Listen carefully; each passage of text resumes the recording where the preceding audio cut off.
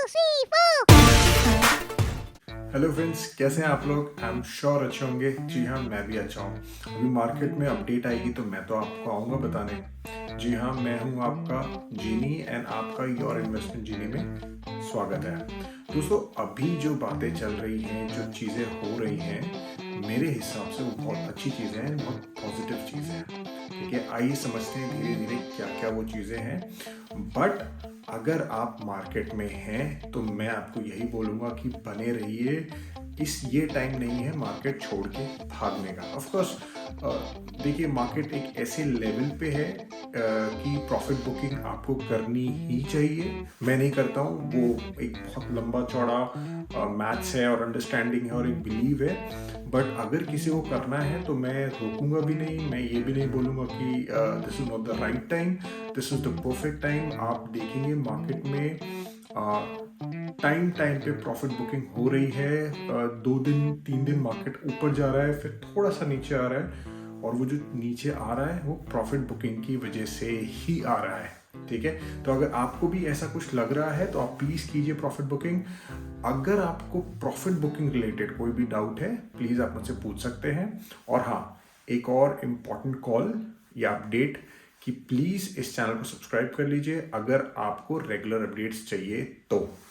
Okay, मैं आपको ये अपडेट या ये न्यूज़ या ये समझाने आया हूँ कि मार्केट ऑल टाइम हाई पे चल रहा है एंड आपका क्या स्ट्रैटेजी और आपकी क्या स्ट्रैटेजी होनी चाहिए, और मार्केट ऑल टाइम हाई पे क्यों चल रहा है, और अगले 6 महीने से लेके 1 साल के अंदर आप क्या देख सकते हैं। ठीक है, सबसे इम्पॉर्टेंट बात यहाँ पे यूएस है। जी हाँ, यूएस को हम कैसे इग्नोर कर सकते हैं? कर ही नहीं सकते, बिकॉज यूएस बेसिकली हमें डायरेक्ट करता है। अगर अगर हम इस हिसाब से बताएं कि हमारी जो इकोनॉमी है या हमारा जो मार्केट है वो एक ट्रेन के डिब्बे हैं, तो उसका इंजन यूएस इकोनॉमी है। अगर यूएस इकोनॉमी में कोई भी प्रॉब्लम आती है तो हम नहीं बच सकते उससे। तो सेम चीज़ अगर वहाँ पे कुछ अच्छी चीज़ होती है तो ऑफकोर्स हम नहीं बचेंगे, या प्रॉब्ली हमारे मार्केट में भी वो अच्छी चीज़ रिफ्लेक्ट करती है।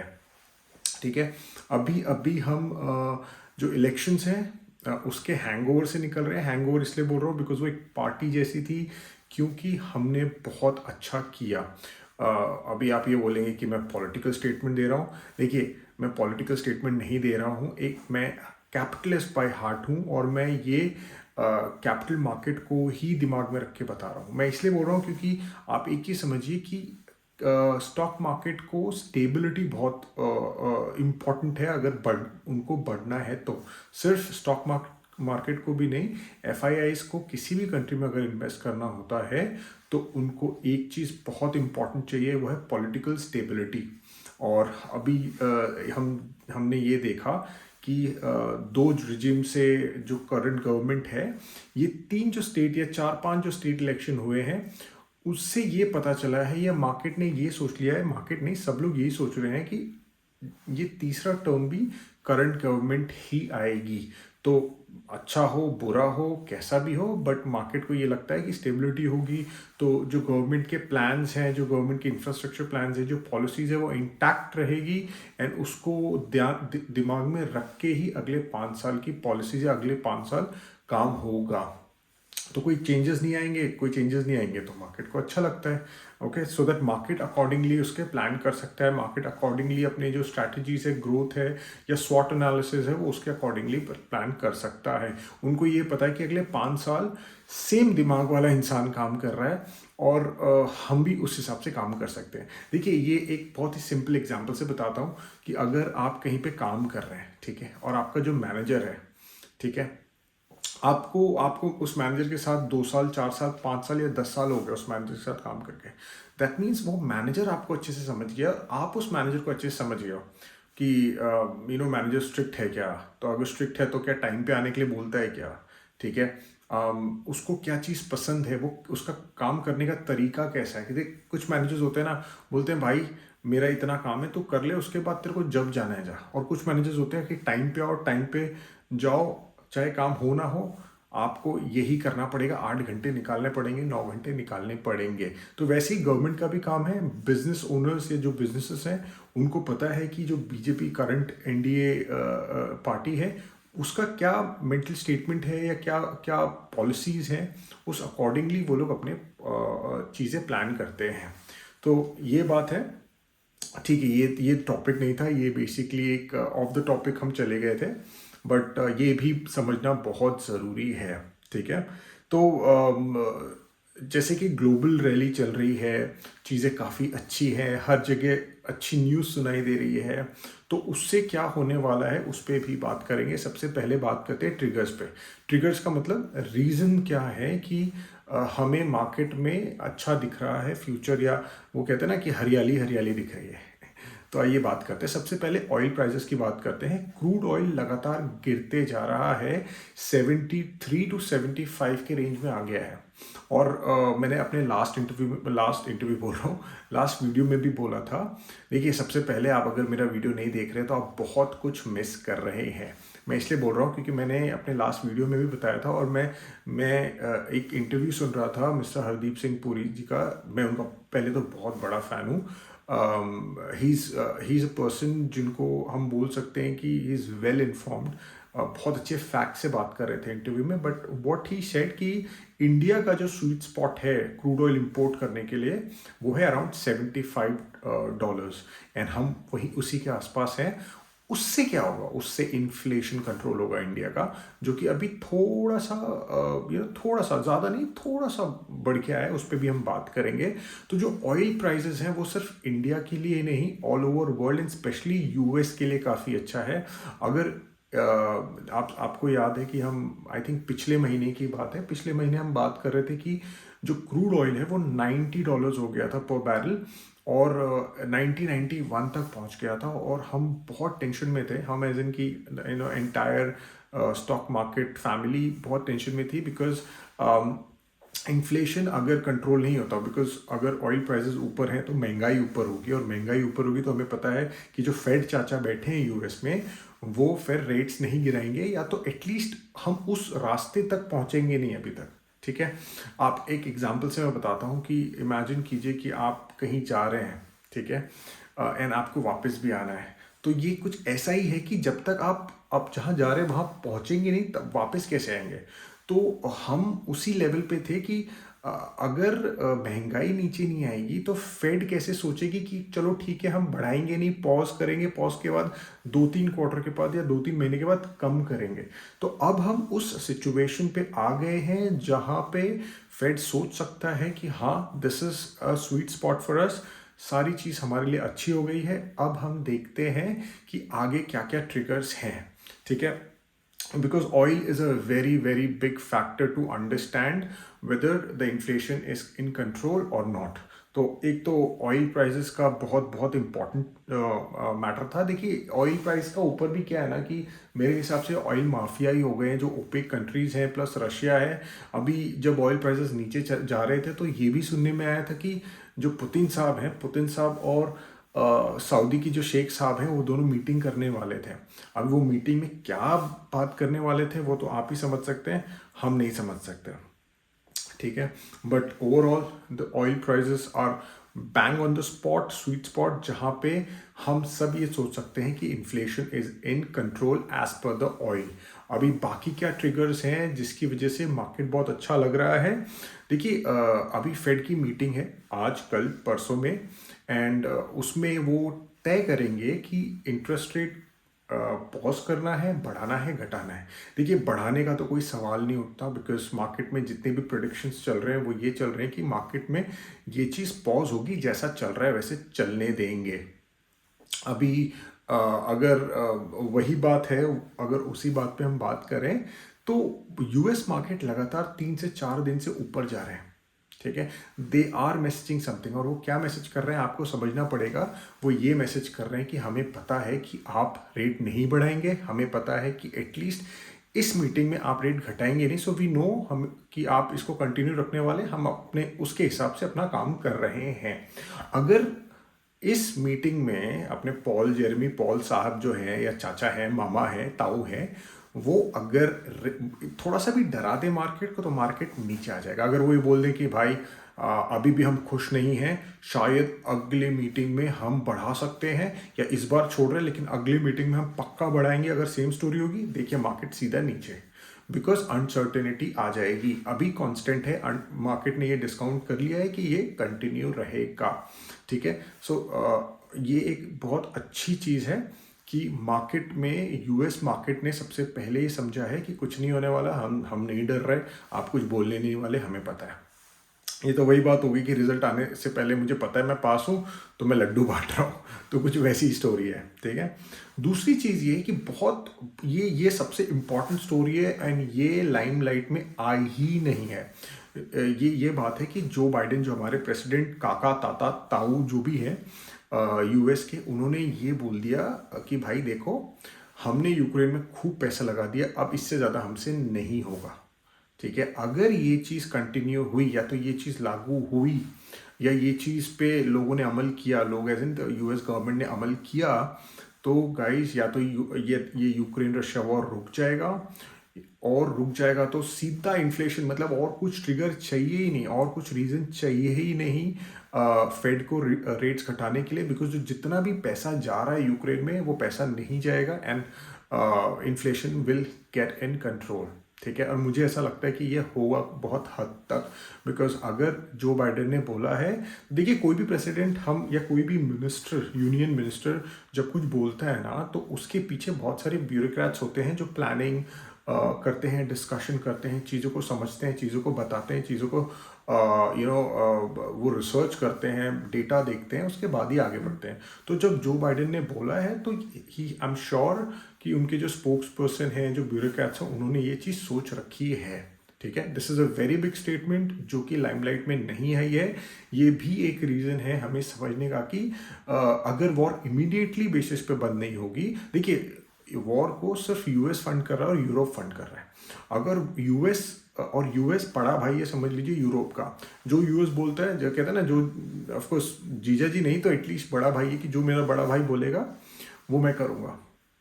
तो अगर यूएस ने अपना हाथ निकाल लिया तो यूरोप को निकालना पड़ेगा, और जब ये दोनों निकालेंगे, मैटर ऑफ फैक्ट कनाडा भी काफ़ी इन्वॉल्व है, ये तीनों जब निकालेंगे तो फिर कुछ नहीं बचेगा, ये वॉर बंद हो जाएगी। और जब बंद हो जाएगी तो यार ये जो लफड़ा है, सबसे पहला मार्केट में बहुत अच्छा पॉजिटिव इमोशंस दौड़ेंगे, और मार्केट में ये जो पैसा है जो जा रहा है वहाँ पे, वो यहाँ आएगा। वैसे ही यार आपको पता है यूएस ऑलमोस्ट $1 ट्रिलियन डेट पे है फॉर अ ईयर, जो कि इंडिया का चौथाई हिस्सा है ऑफ जीडीपी।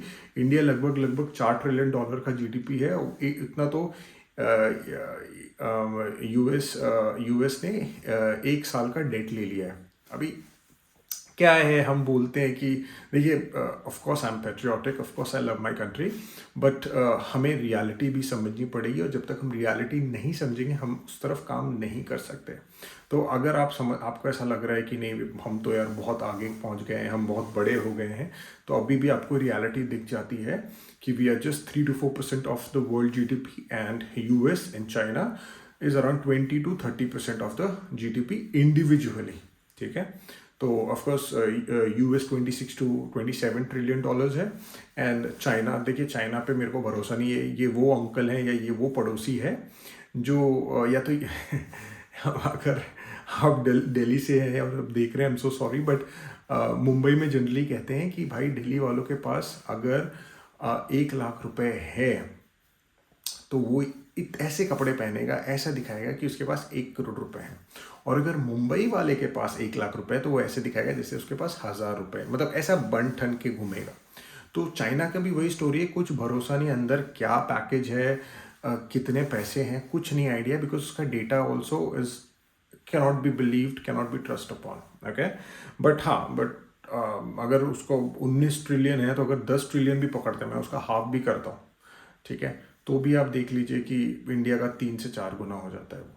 ठीक है, okay, I am sorry off the topic था, but US market is doing good, US market is not stopping itself even after कि भाई आज कल में जेरेमी पावल साहब अपनी घोषणा करेंगे, तो भी नहीं, तो दैट मीन्स कुछ नहीं होने वाला। एंड जब यूएस मार्केट पॉजिटिव है तो पूरा वर्ल्ड पॉजिटिव होगा ही। ये भी एक ट्रिगर था, ये भी एक रीज़न था। और उसके बाद सॉरी जो बाइडेन की भी बात की हमने, जो वॉर का स्टेटमेंट था, दैट मीन्स कि अभी नहीं तो बहुत जल्दी वॉर बंद होने वाली है। और ये सस्टेनेबल नहीं था, क्योंकि यूएस दो वॉर देख रहा था अभी। हम आपको पता ही है कि इजराइल में भी यूएस पूरी तरह से घुसा हुआ था अपने वॉरशिप, जो कि उसने ऑफकोर्स इसके लिए नहीं किया था यूक्रेन के लिए, वो इसके लिए कर दिया था इजराइल के लिए। ओके, उसके बाद FIIs बाइंग जो इंडिया में है वो बढ़ती जा रही है। ऑफ कोर्स कुछ ये ब्लॉक डील्स भी हुई थी, बट ठीक है, मतलब दैट्स फाइन। उससे ज़्यादा सेलिंग, उससे ज़्यादा बाइंग हो रही है। लेकिन अब आप मुझे बोलेंगे कि यार ये बाइंग बढ़ेगी कब? ये बाइंग तभी बढ़ेगी जब यूएस में इंटरेस्ट रेट घटेंगे। बिकॉज देखिए, अगर इंटरेस्ट रेट भी बढ़ रहा है और इंडियन रुपीज़ टू डॉलर 3 से 4% आपको रिटर्न मिल ही जाता है। मतलब अगर आपकी जेब में समझ लीजिए कि $1 पड़ा हुआ है, तो आपको हर साल कम से कम 3% का तो अप्रिसिएशन मिल ही जाता है। 3 साढ़े 3 अप्रिसिएशन मतलब हर साल डॉलर बढ़ता रहता है रुपए के अगेंस्ट। तो अगर आपने समझ लीजिए आज US डॉलर $100 है और आपकी जेब में है, अगले साल या 2 साल बाद अब जाते हैं तो $106 आपको उसी के मिल जाते हैं। सो उस केस में आप ये देखिए कि एक तो यूएस में इंटरेस्ट रेट हाई है, ऊपर से आपको अप्रिसिएशन ऐड कर लीजिए, तो कोई इंडिया में क्यों इन्वेस्ट करेगा? बट जैसे ही देखिए, एक तो हमें ये समझ में आ रहा है कि अब हम एकदम कस्प पे हैं, एकदम किनारे पे हैं फेड रेट्स घटाने के उसमें। तो उस सिचुएशन में भी जो FIIs हैं, जो कहते हैं ना कि इनिशिएटर्स हैं, जो इंडिया में ये इनको पता चल गया है कि अब फेड रेट्स घटाने वाला है, तो इन्वेस्ट करने लग गए हैं। बट ये 2 गुना 3 गुना होने वाला है जब वो कहते हैं ना पागलपंती की रैली होने वाली है, जब फेड रेट्स घटाएगा। तो अभी आप मुझे बोलेंगे कि यार बार बार ये फेड रेट्स क्या है? बट फेड रेट्स के बारे में आपको कभी और बताऊंगा, कभी अच्छे से इसके बारे में डिस्कशन करेंगे। बट आप इतना समझ लीजिए कि फेड चाचा वो हैं, ये वो मतलब समझ लीजिए ये वो ताऊ हैं जो आपको पैसा देते हैं, या ये वो ताऊ हैं कि जिस दिन उन्होंने बोला कि भाई आज पैसा नहीं मिलेगा तो नहीं मिलेगा, ठीक है। तो फिर उस दिन आपको टॉफ़ी नहीं मिलेगी, ठीक है। एक और इम्पॉर्टेंट चीज़ है, एक चीज़ आपको समझनी पड़ेगी कि जो रैली है, जो ऑल टाइम हाई मार्केट मार रहा है, उसमें कोई भी बुरी न्यूज़ होती ही नहीं है। अभी आपको पहले जब मार्केट नीचे था तो एक वॉर हो गया तो बाप रे दुनिया ख़त्म हो गई, फिर दूसरी वॉर ख़त्म हो गई, शुरू हो गई, तो भाई दुनिया मतलब अब तो हम शायद हमें दूसरे प्लैनेट पे जाना पड़ेगा। लेकिन उसी सिचुएशन पे आप देखिए जब मार्केट अच्छा है, अभी इज़राइल का और हमास का जो उनके बीच में जो वॉर है वो और ज़्यादा एग्रेसिव हो गई है, बट कोई बात ही नहीं कर रहा उसके बारे में। तो आपको ये समझना पड़ेगा, ये सोचना पड़ेगा कि मार्केट बहुत स्ट्रॉन्ग है, इसीलिए इस न्यूज़ को उन्होंने नेग्लेक्ट कर लिया है।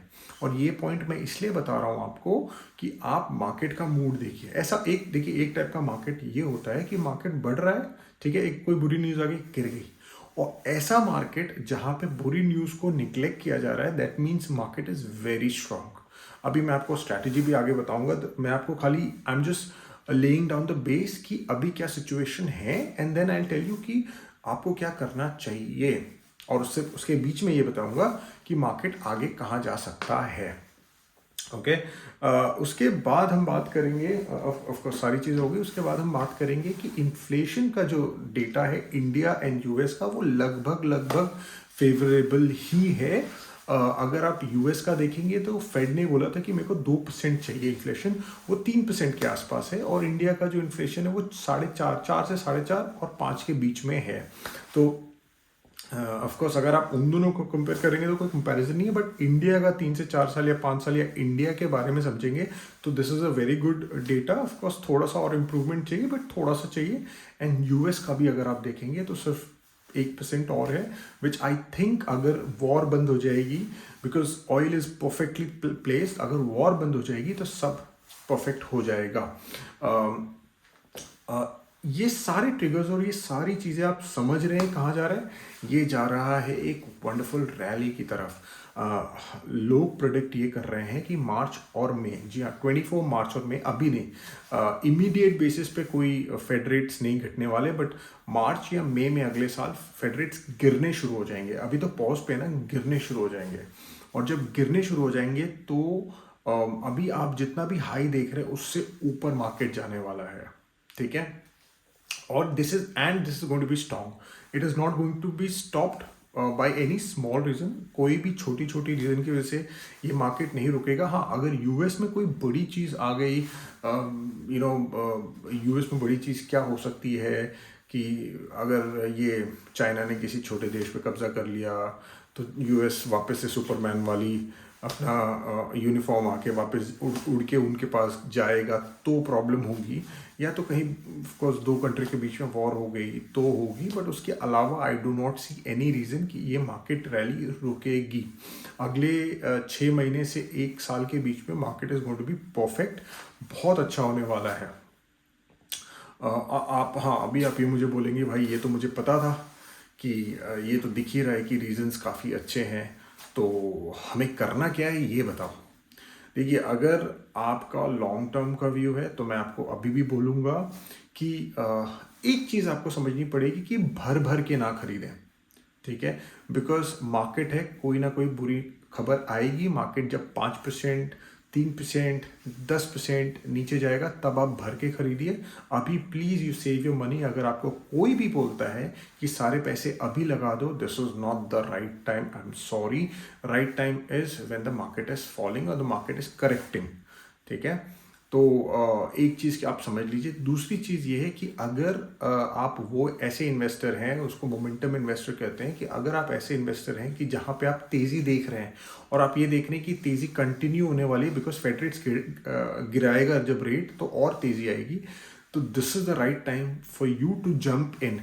पहले पीछे पीछे नहीं था, बिकॉज ऑयल के रेट्स थोड़े आगे पीछे थे, US was not sure about the wars, but अब थोड़े इंडिकेशंस आ रहे हैं कि US is going to pull back from the war also.